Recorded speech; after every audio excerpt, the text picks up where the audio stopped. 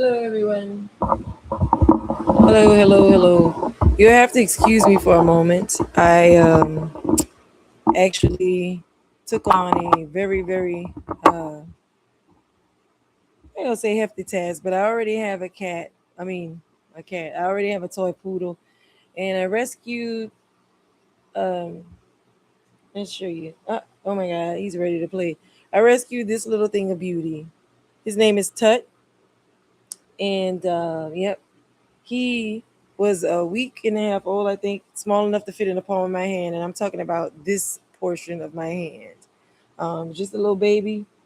And me and my daughter bottle fed him. We took shifts as if this we were co-parenting. And my boy's here today chewing on all of the wires, getting in all of the way, not behaving, just making me hotter than I already am because my air is broken.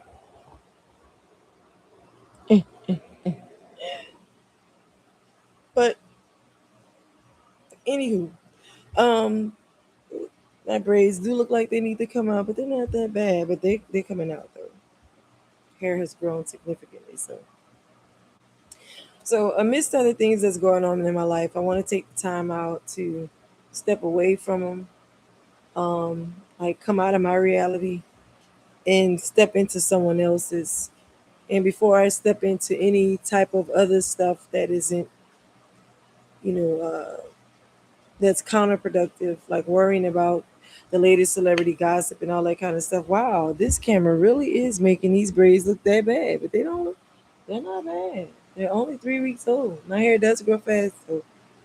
But ooh, I did say this was the truth. So there it is. Ooh, where is that? All right. So anyway, um,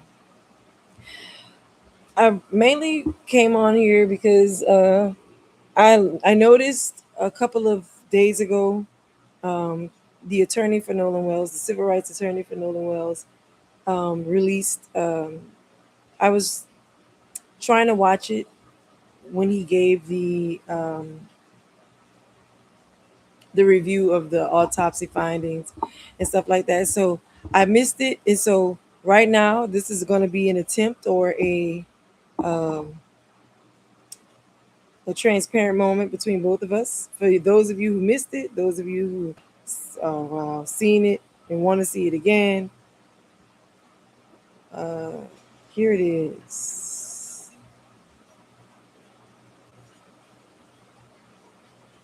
I'm going to play it for you. So imagine Shark Tank, right? But without the cameras, and you get your master's degree simply by launching your own business. That's basically one day. They're the most only program where you can get your MBA simply by launching. Thank you. For that, we are honored to pause even for a moment to respond accordingly here at our national convention. Momentarily, you will hear from renowned civil rights attorney Benjamin Crump, who will provide updates on the findings of the independent autopsy that was conducted in the death of Nolan Wells. Immediately following that, we will take questions from credentialed media. We'll attempt to answer as many questions as we can. However, we want to be respectful of the fact that we do have additional programming that is going on to conclude our convention today as well. So we're asking that all press and media, if you're asking questions, please be concise. Give your name, give your media credential, and we'll go from there. Before he comes, we'll have the leader of the NAACP, President Derek Johnson, to give opening remarks. President Johnson.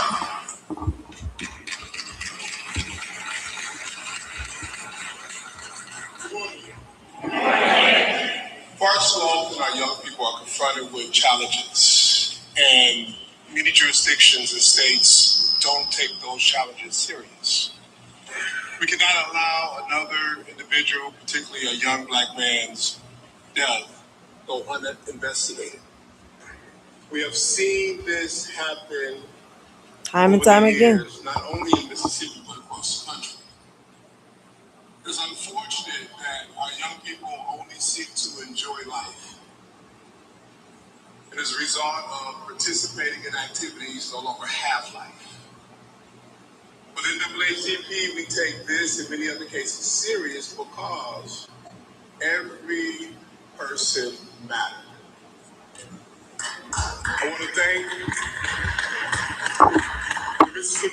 conference, particularly Alicia Perriman for working with the family and supporting the family on the onset.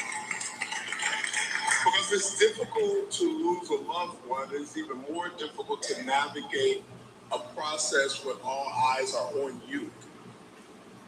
And the pressure of balancing between grieving and navigating is upon you. And so, for the ACP family, this is our role, is to step in, to support when families have an issue like this, and the local officials seem not to hold people accountable.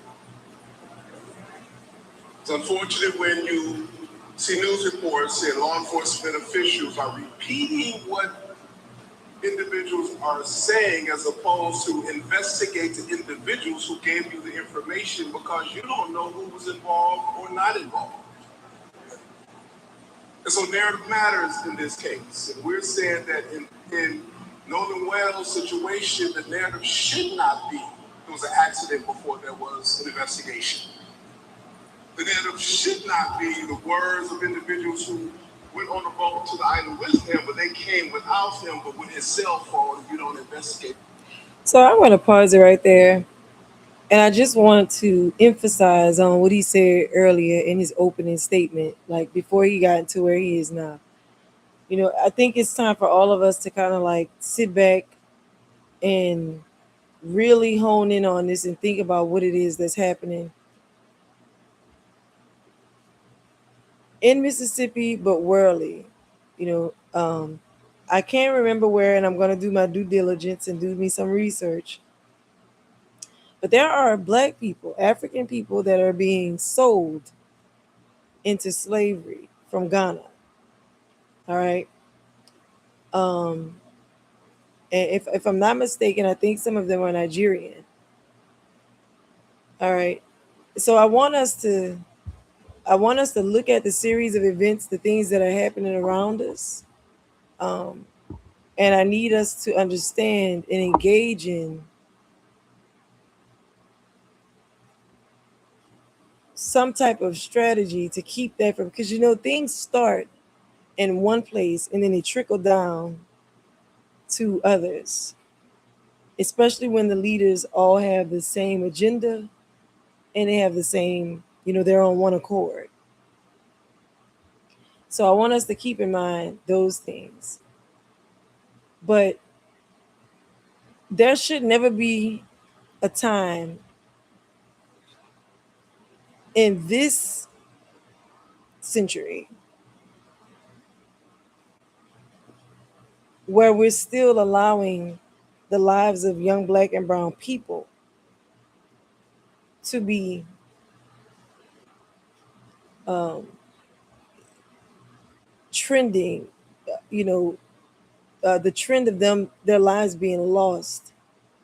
And then the excuse being, hey, I don't know what happened to him. 17,000 people, nobody see anything. This happens in almost every situation where a Black person is murdered amongst white folks.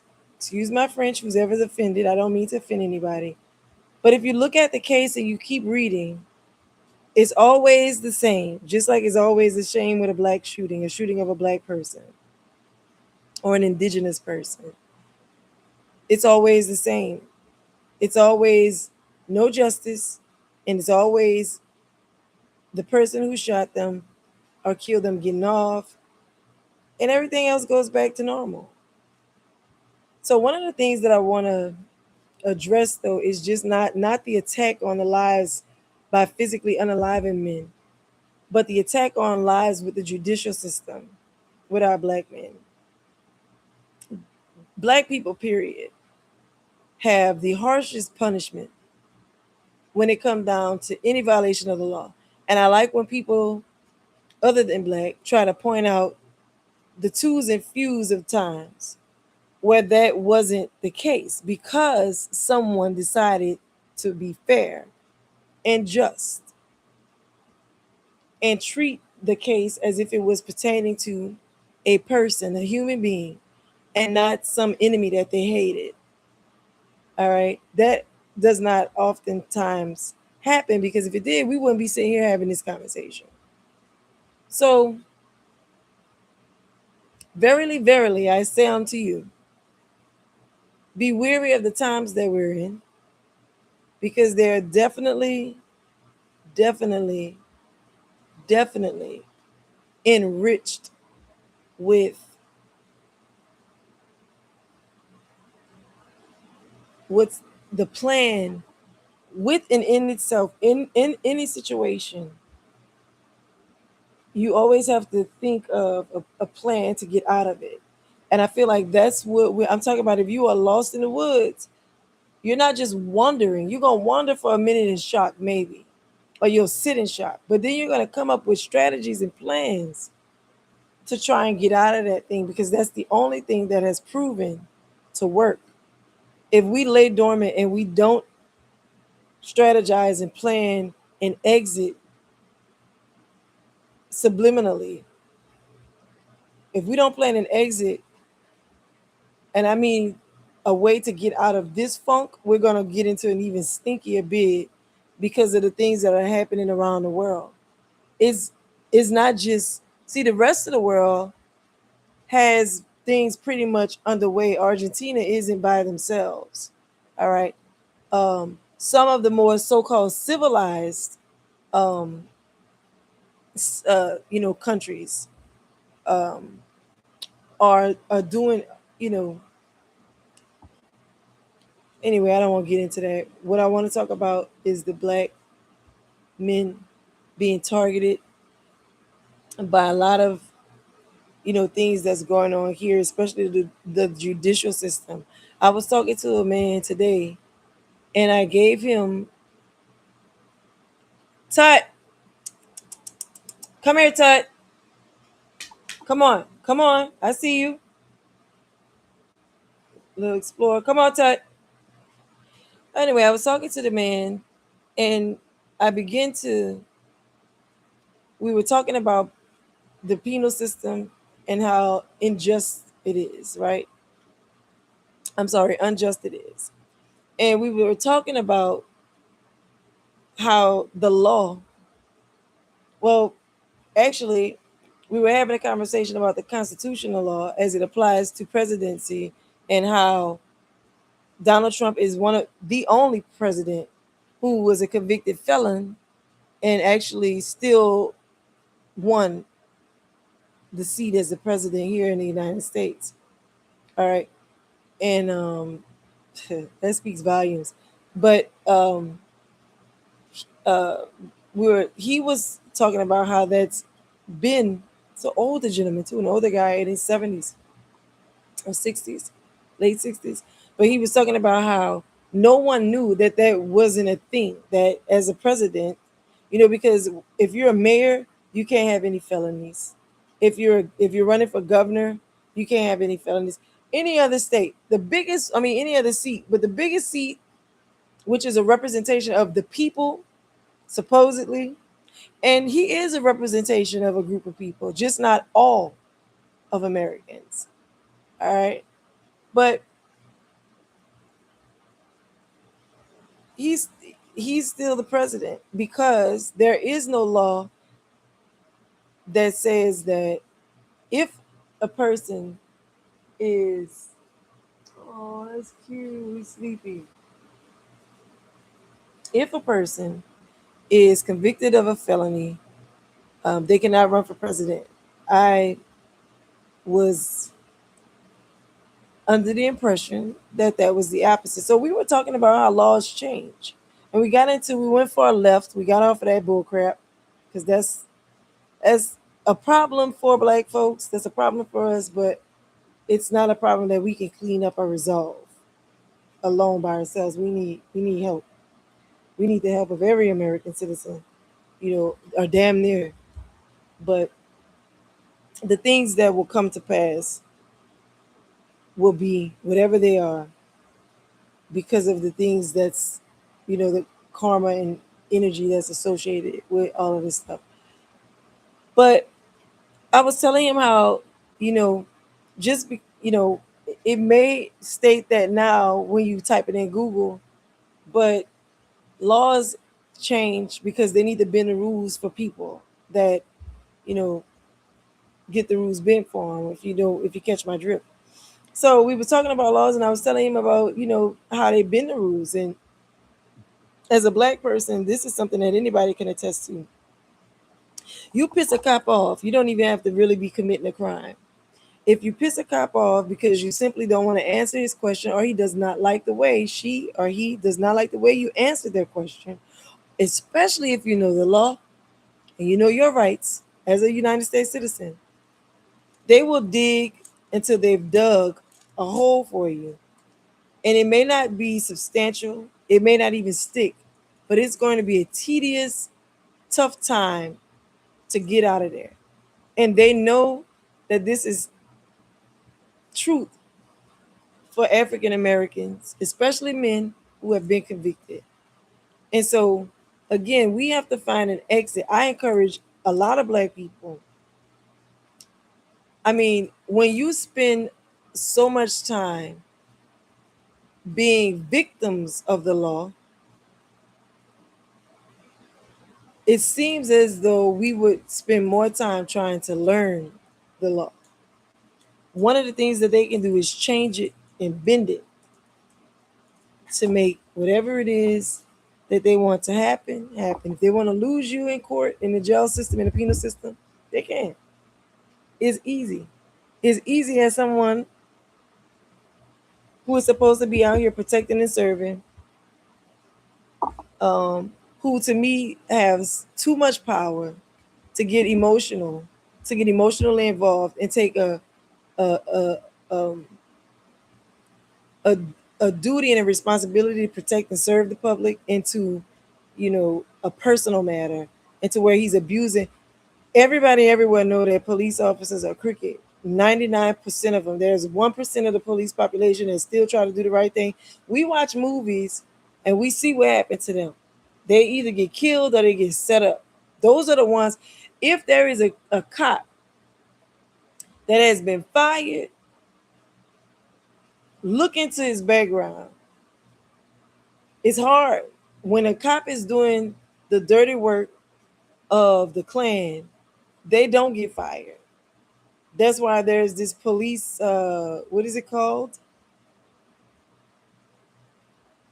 Union. There's a police union that protects police when they shoot black folks, under the notion that if they think, it doesn't matter what you say, it doesn't matter what the witnesses say, if they think that their lives or the lives of the public, the general public, is in danger, they have a right to shoot to kill. That is a law that has been bent and modified to serve a purpose of hurting, people like myself or people that look like me.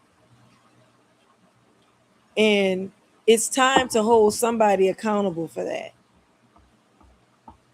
It's time to hold somebody accountable for that.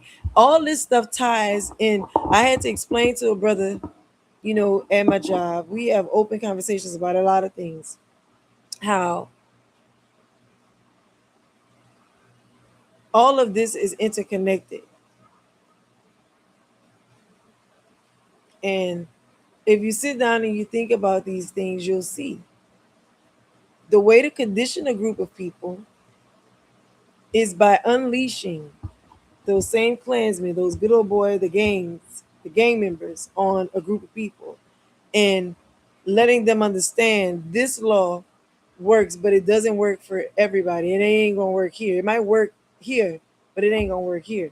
And that's what we have been dealing with. So without further ado, I'm just gonna go ahead on and finish playing it and try to speed through some of the things that's unnecessary. But I just wanted to touch bases on what the man said, because we have been going through this for such a long time. Change has got to come. When you blindside an enemy and they don't know you coming, it's easy for it's easy for the predator to attack them and conquer them. That's in our history as indigenous people to this land. When you're not expecting a fight and one comes to you massively to the point where, you know, you've been subdued and you have to surrender, you know, to the fact that if a lion is in a safari and a gazelle is just grazing on grass and they're not paying attention or using their gazelle senses to know they got a damn predator around here. You got them ears, you know, your hair, your antenna is working. If they're not paying attention, they're gonna get got again. Once a predator has mentally subdued their enemy into thinking that they no longer exist, it is easy for them to be attacked. And I feel like that's where we're at as a group of people.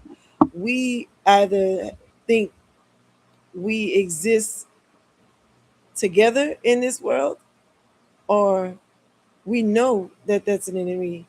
We just been conditioned not to move on it, not to fight it back, because nothing works. It doesn't work. And that's not true. Okay, we are a new group of Black folks that this era is growing used to, because we lay silent to a lot of things. But I want to hear what he has to say about Nolan Wells, because I did hear some things earlier. So let's go on. Those individuals. Without accusing anyone of anything other than the state of Mississippi and local officials, we're accusing them of being derelict in their duties. To follow up and to ensure that regardless of what happened, that there was a proper investigation so that this family and that community can be assured that if anyone was involved, they would be held accountable. And if it wasn't truly an accident, that the families will have the necessary answers that any family deserves in this situation. I want to bring to the podium Attorney Benjamin Crump, a friend of mine who have stepped in to take the case and in support of the family to ensure that they get the answers that they deserve, and that local officials and anyone involved will be held accountable to this family, to that system, because we are all parents, siblings, to loved ones who should not be confronted with this reality. Attorney Crump.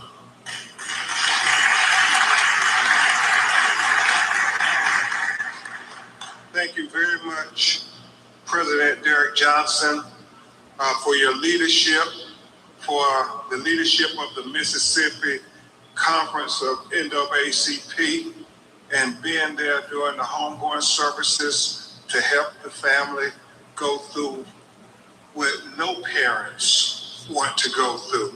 Thank you for always being there, Justin Wilson. As President Johnson said, I'm Attorney Ben Crump, representing the family of Nolan Wells. But it's not just me, it is a team effort of incredible, dedicated lawyers and investigators and paralegals. Attorney Lisa Park, attorney who you'll hear from in a few minutes, Attorney Eric Hertz, Attorney Gary Buchan, Attorney Camila Moore, Cliff Jones, Jared Preston, Alan Williams. I'm just going to try and skip through some of this. If you are interested in the video that I'm looking at, I'll leave the link, in the comment section, or I'll try to put it somewhere. But let's keep going. Our whole team of people who are committed. But before we begin to discuss the intricacies of the preliminary findings of the independent autopsy, we think it would be appropriate for you all to hear from the people who knew Nolan Wells best, so they can thank you themselves and tell you about the trials and tribulations that they have been enduring since July 4th. July 4th would never be the same for them. I bring to the podium Nolan Wells' mother and father, Christine and Elmore. Please give them a warm NAACP welcome.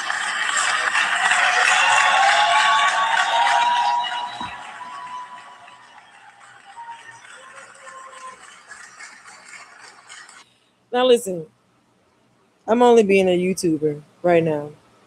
I am proud of this family. I don't know what's going on behind the scenes with this husband and wife, but oftentimes the death of a child can do two things. It can break up a marriage, or it can strengthen a bond between the two due to the loss of their child. And I think the factors include to the variations, in differences with those types of cases is just simply the manner of death, number one, um, how the kid died, how the child died, and things of that matter. And sometimes it just doesn't. But I want to say and point out that I'm happy as I see her holding the man's hand that they are on surface, because I don't know what they're going through on their daily struggles. But I'm happy to see that there is no division between them, and they are actually holding each other up during this time.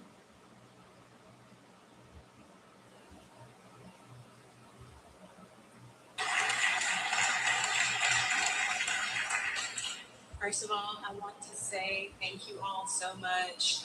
Thank you to President Johnson as well as Chairman Russell. This has been a difficult journey. Losing a child, it truly breaks your heart. It is a pain that is just, you can't measure it.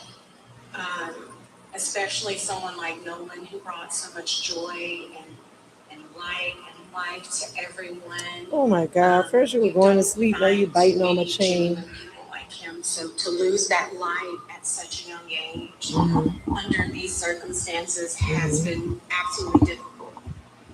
Which is why we've gone this route. There's so many people out in the public asking all of these questions. But the only question that we have is what happened to my son. That's right. That's the only question that matters. That's right. We have consistently been degraded by the public. There's been questions about our parenting, our GoFundMe, this, that, and other. I've been called a racist. I am a healthcare provider, and I take my job very seriously. I love everyone. And it's been difficult for us, but we are leaning into our faith, this too, okay? Leaning into us, and we do. We love that our local authorities, again, we appreciate you. We really do.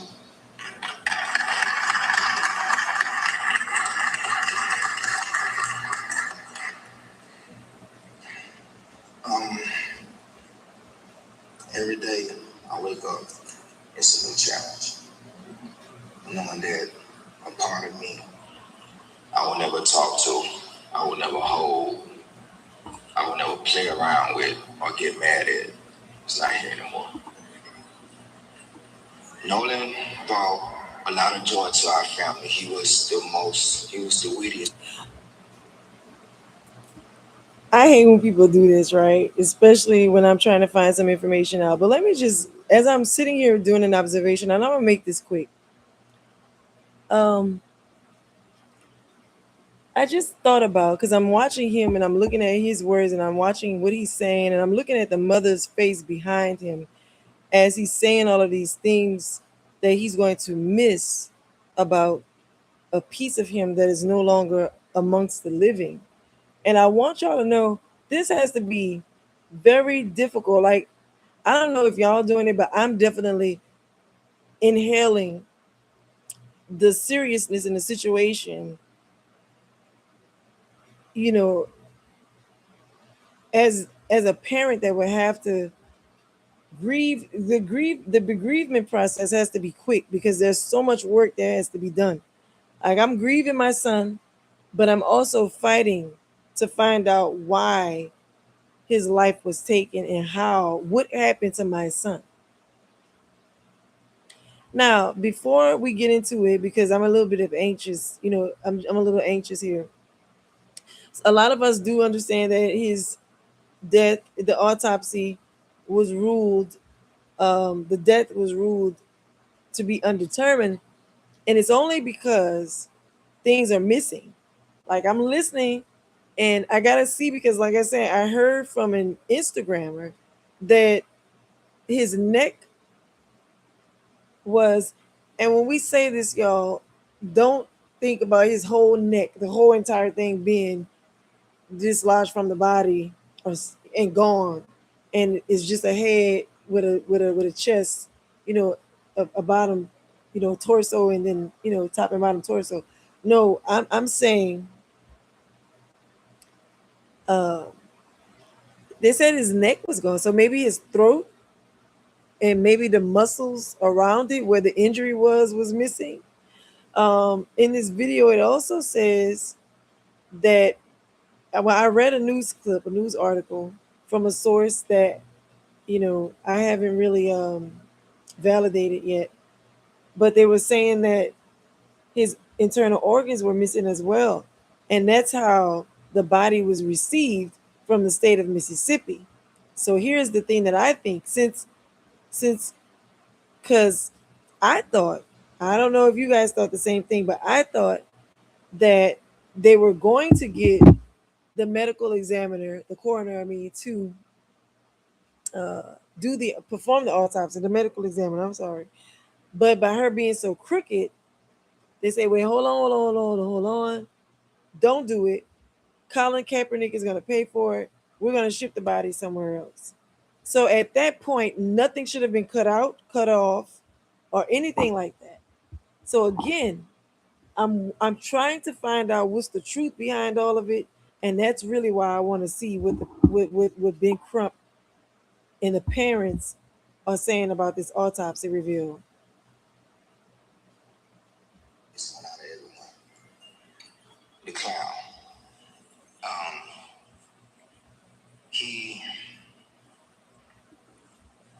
He loved to put in the work because he wanted to be the best. He wanted to make his mother proud, and we were so proud of him just for being the person that he was. He was loved, automatically drawn to it. They were the best they bonded. It's gonna be hard.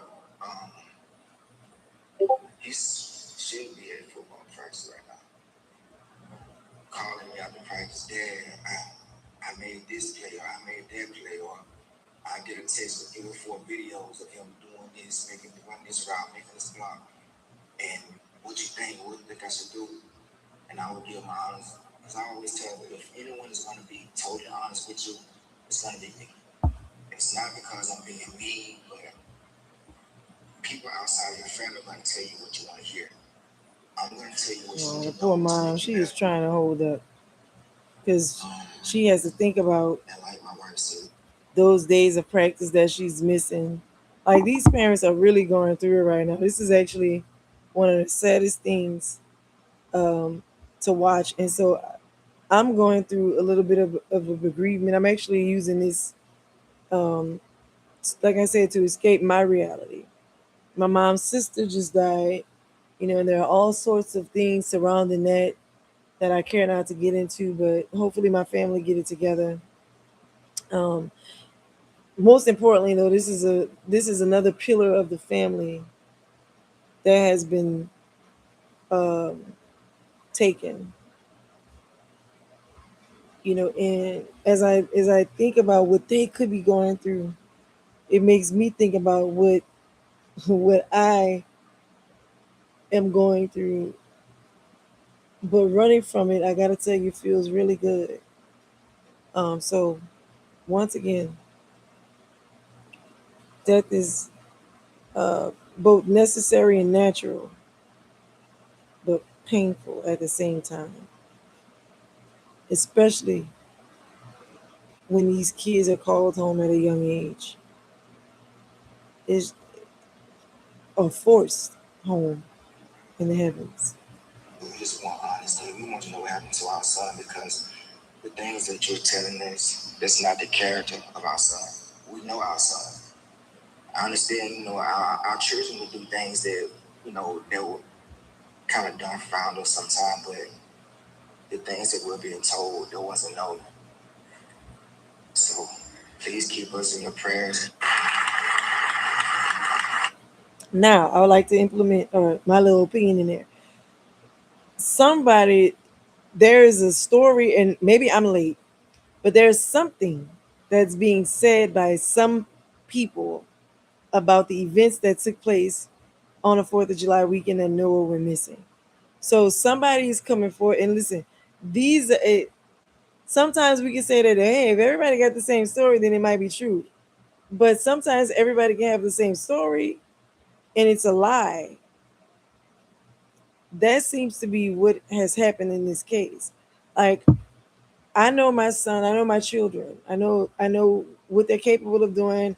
I know what sounds like them. And I know when, I'm not perfect, but I know how to assess situations involving my children based off of what I know about my kids and what I know about the situation. And to be honest with you, depending on what's being told to this mother and father about the situation that happened to Noah, because I'm guessing it was more so on the side of he wanted to stay. Uh, this happened, that happened, and then he jumped in the water. I don't know, whatever, because they always try to say it was accidental or suicide. Like, we just running around here killing ourselves or accidentally being killed. All right, but if something is happening to these kids, then I know that and I'm a regular Jane, I'm a regular person. Something is happening to these children. Something is happening to these kids because we're allowing it and because they cover it up. When I say we allow it, we haven't taught our kids the necessary things that they need to be taught. That's just it. I said it on my TikTok post, which I'm not going to use that anymore. I'm going to use this platform to talk about it. And I'm saying it to you now. We have to wake up. We just gotta. Nola's mother and father. Before we start to go over the preliminary findings from the independent autopsy, we will hear from Attorney Lisa Park to tell you about who was the forensic pathologist who conducted the autopsy. Attorney Lisa Park.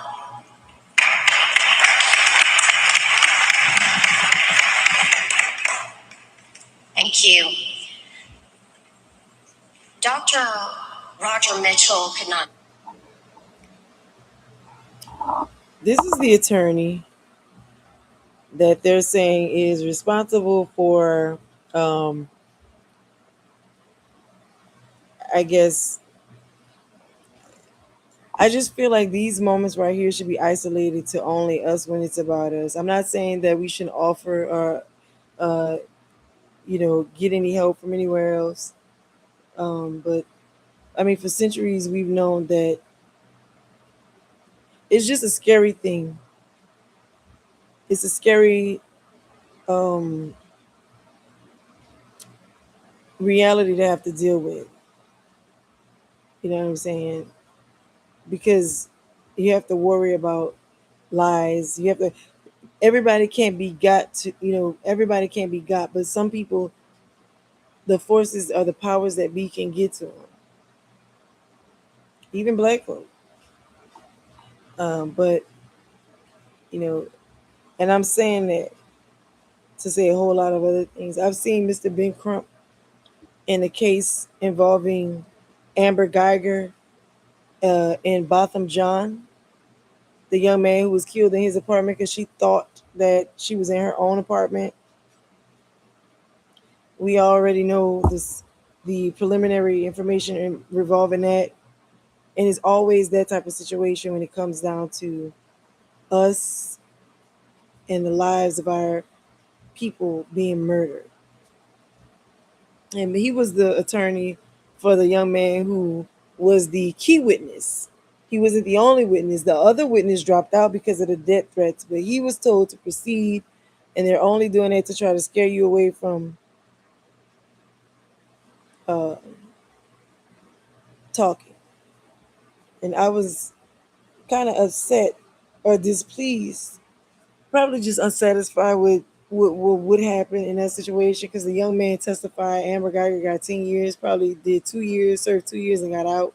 And she's probably still some type of law enforcement somewhere. I'm going to Google and find out about her. But matter of fact, let's write that down as something to do. But yeah, that was pretty hectic indeed.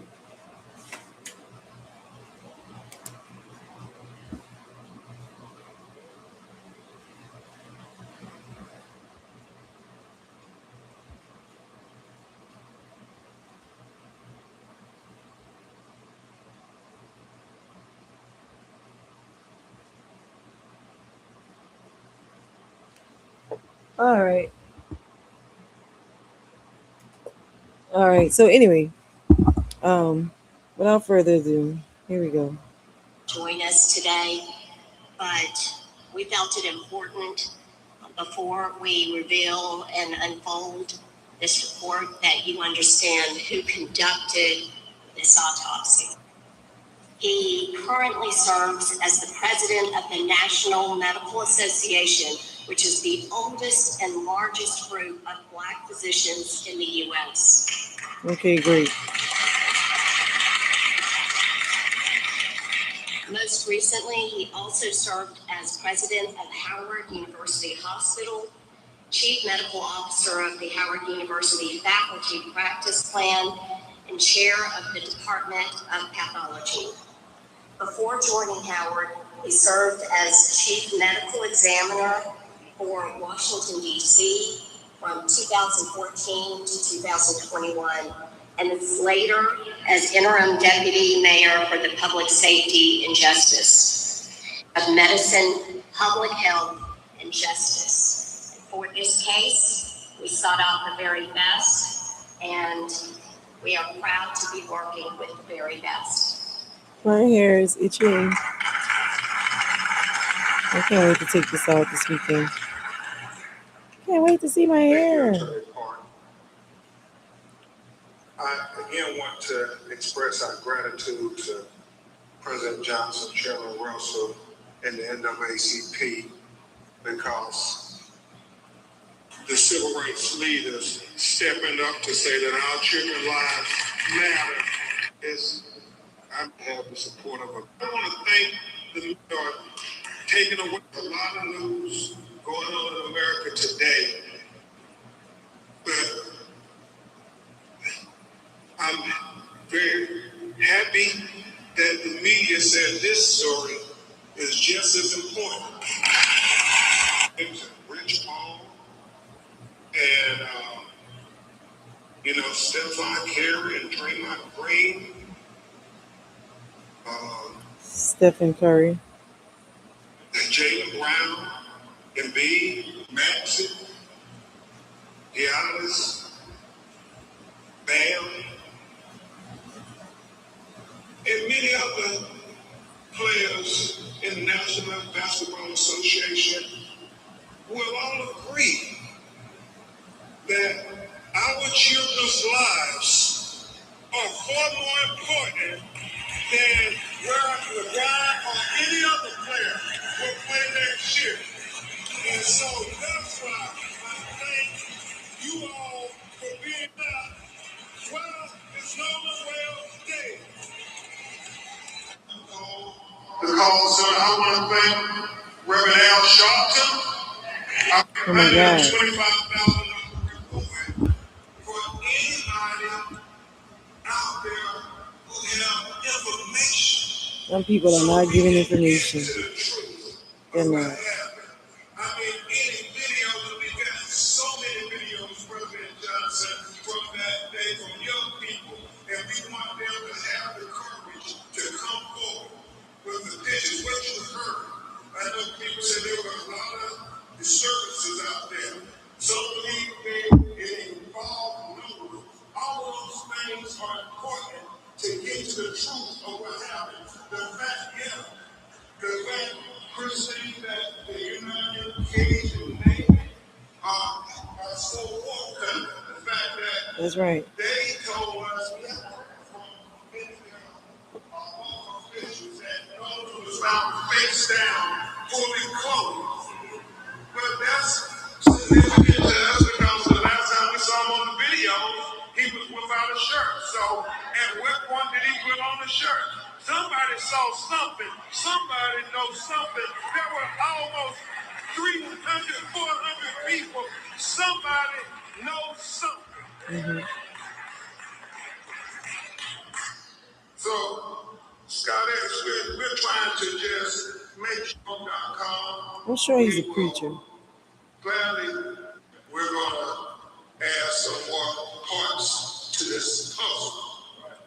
Because my legal team and I, we stand for truth. Truth. No matter who it implicates or who it exonerates. We stand for justice, no matter who it convicts or it acquits. Yeah, and we stand for transparency because we got eyes that can see. And that's all we're seeking, as Christina Elmore said from day one. So with that, and Christina Elmore, you all want to sit, we're about to go through this autopsy. I know it may be a little emotional. Thank you, brother.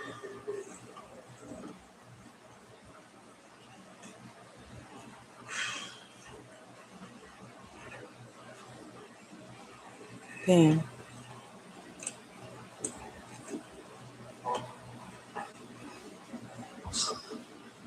I hate things that are my finger. That's a crowded room.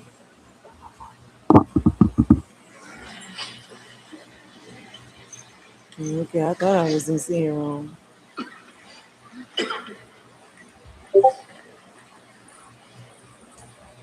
As we begin to present the preliminary findings of the autopsy, we want to especially thank Mr. Colin Kaepernick for not making it robbery to pay for the autopsy.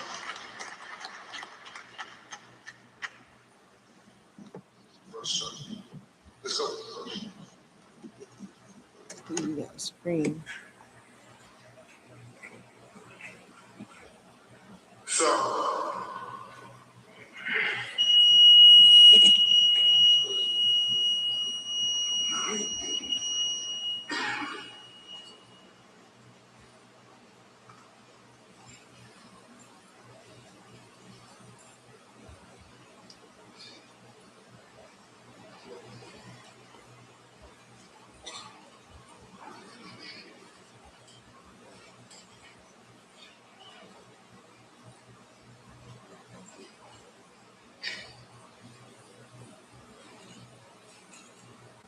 That's right.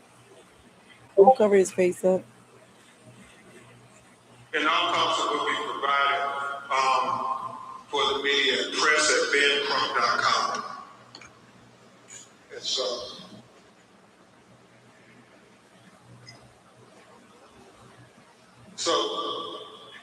Dr. Roger Mitchell, board certified forensic pathologist, performed a preliminary report on the death of Nolan Xavier Wells. He conducted and I've been presented this report on July 19th, 2026. Preliminary report, second autopsy, death of Nolan Xavier Wells. Cause of death undetermined, pending investigation. And we'll explain that as we go through the report. Right. You got to answer. Where's his organs? Undetermined, pending investigation. That's right. Statement of examination. This forensic pathologist was retained to perform a second autopsy examination on the body of Nolan Xavier. Okay, so I was wrong. They performed one. Nolan Xavier Wells, But they were not supposed to dispose his body. race, black, gender, male. Preliminary findings. And this is significant. Focal area of red discoloration in the soft tissue of the back of the head, the occipital region. He said the etiology is unknown at this time. He said the body was received after the initial autopsy. He said the body had marked decompensation. He said coronal incision of the scalp, brain removal, Y-shaped incision of the anterior torso, and he talked about the organs being removed, as is common, accompanied in the body cavity. And that when you have an autopsy, the organs are removed from the body and they're dissected and examined. Right. And then they're put back in a bag within inside the body. So when they're buried, their remains will all be with them.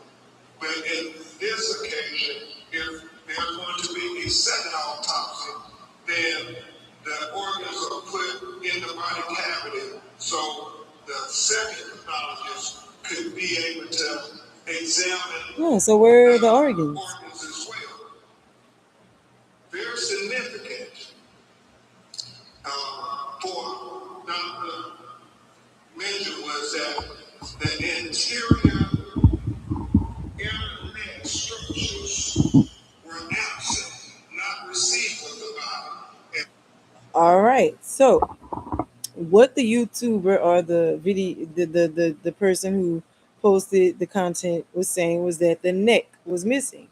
Mr. Ben Crump, and I'm going to rewind it, said that it was, and I'm going to play it and rewind it for you. We'll explain. Mention was that the anterior internet structures. The anterior inner neck structure was missing. So I'm not I would like to think that this is this part because the posterior would be in the back. So I would like to think that maybe that's somewhere in this region. I never known an autopsy to remove that, an examiner to remove that. So I'm wondering what they actually covered up. So this actually just opened up a cesspool of shit, but that's because these people have been able to do what they want for so long, and they've been able to give autopsy after autopsy, just like in the Trayvon Martin, George Zimmerman case. I know damn well that baby had bruises, scratches, or something somewhere because he was fighting. We heard that for sure. But anyway. Were absent, not received with the body. And we'll explain that in just a minute. And then it talks about the additional procedures performed during the second autopsy. And we'll go into the paragraphs on that there because he explains it better in his narrative. So, where's the first page of the discussion? Not the document. I'll let my nails go back, but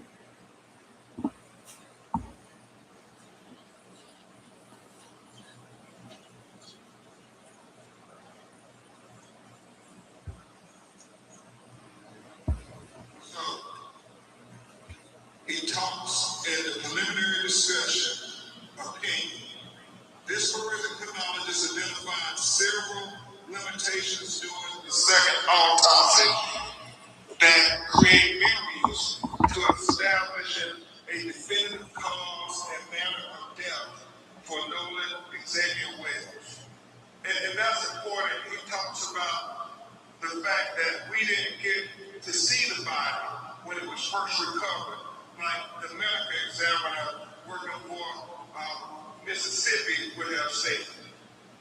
He talked about the second autopsy performed on Nolan Wills revealed marked decompensation or changes. Marked decompensation can obscure the presence and absence of bruising on the skin surface, especially during a second autopsy examination. What he's saying, because the body was so decomposed that you couldn't tell if there was bruises or abrasions on the body when he received it on the 10th of July.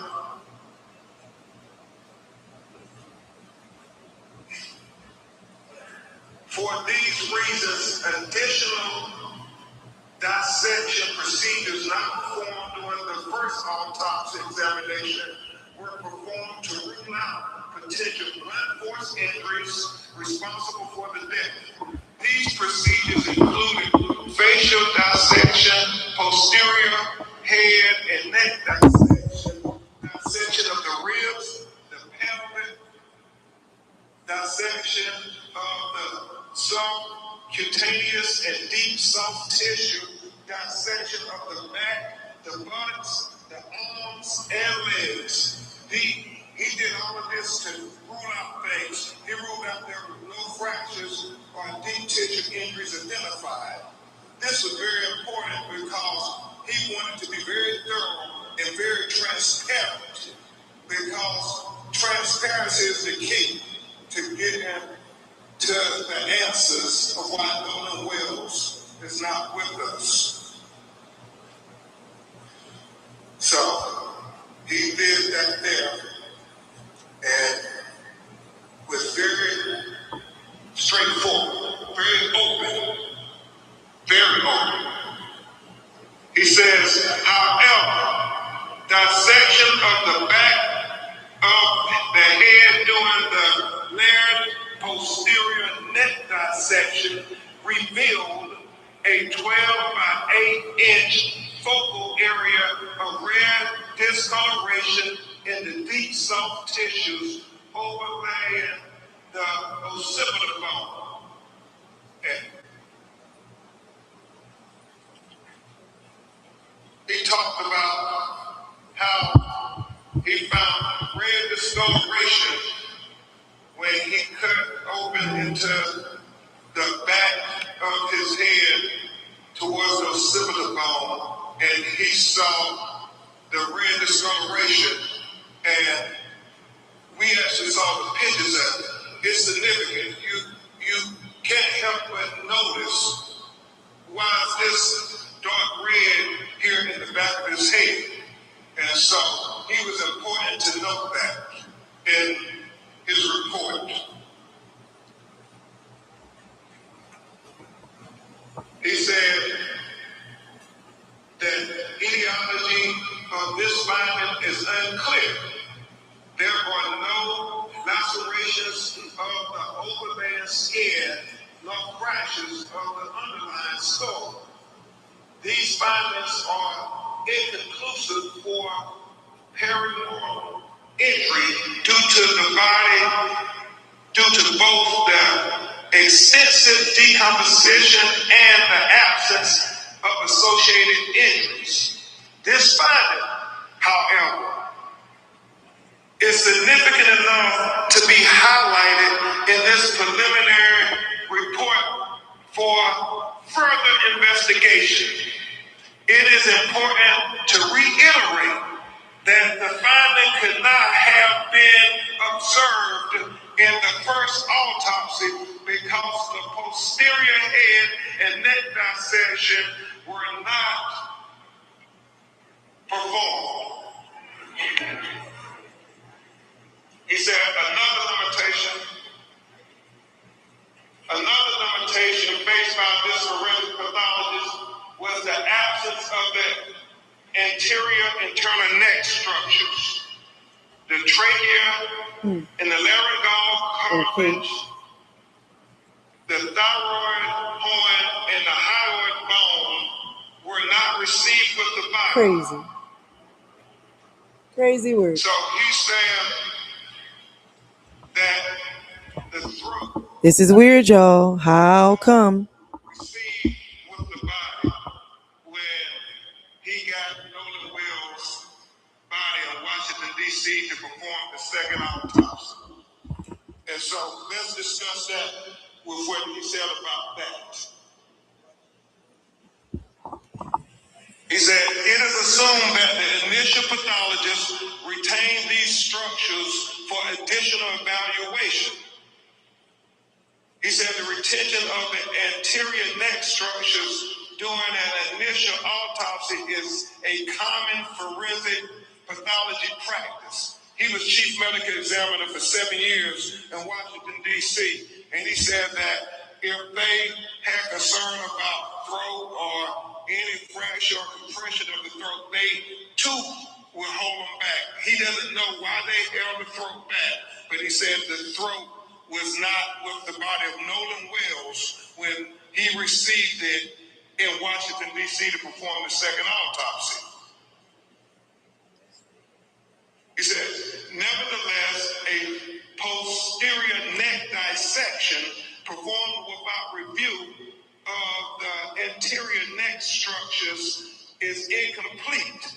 Therefore, this pathologist cannot rule out injury to the neck as a contributor or a cause of death. He said he would need to have the medical examiner in Mississippi allow him to review the throat. That's why he said his autopsy is undetermined pending investigation. Remember, it's about transparency. Because the initial autopsy rightfully removed and dissected each organ, there are additional limitations inherent in the second autopsy of Nolan Wells. The most significant of the limitations was the inability to directly observe the airway and the lungs for water and directly observe the stomach for gastric contents. He said it is very significant as to what the initial forensic scientists who got to review the body when it was recovered. We have heard from our call center people saying the body wasn't waterlogged. Well, we need to know those specs. But unfortunately, because the body was decomposed and the organs have already. All right. I've heard